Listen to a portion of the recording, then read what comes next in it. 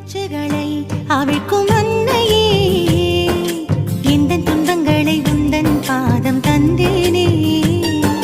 துன்ப முடிச்சுகளால் வருந்தும் என்னையே, உந்தன் மடியினில் என்னை தாங்கிக் கொள்வாயே. துன்ப முடிச்சுகளை அவிழ்க்கும் அன்னையிடம் ஜெபம்.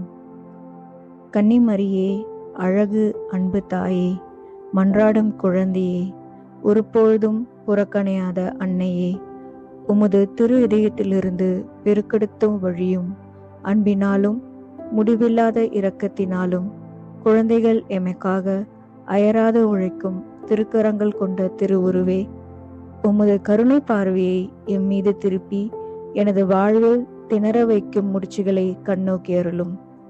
எனது துன்ப வழிகளை செயலிழக்க செய்யும்.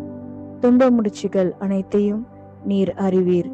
எங்கள் வாழ்க்கை நூலில் விழும் முடிச்சுகளை அவிழ்க்க கடவுளிடமிருந்து பொறுப்பு பெற்ற தாயே, உமது திருக்கரங்களில் என் வாழ்வை ஒப்படைக்கிறேன்.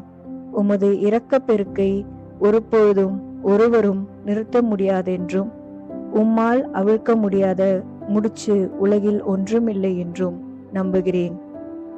வல்லமையின் தாயே, ஆண்டவர் இயேசுவிடம் பரிந்து பேசும் உமது பலத்தினால் என்னை வாட்டி வதைக்கும் இந்த சிக்கலான முடிச்சுகளை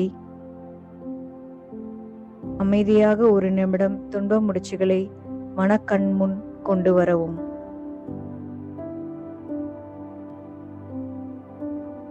உமது தூய திருக்கரங்களில் பெற்றுக்கொள்ளும் தந்தையாம் கடவுளின் உன்னத மகிமை வெளிப்படும்படி எனது துன்ப முடிச்சுகளை இப்பொழுது என்றென்றைக்கும் அவிழ்த்து போடும்.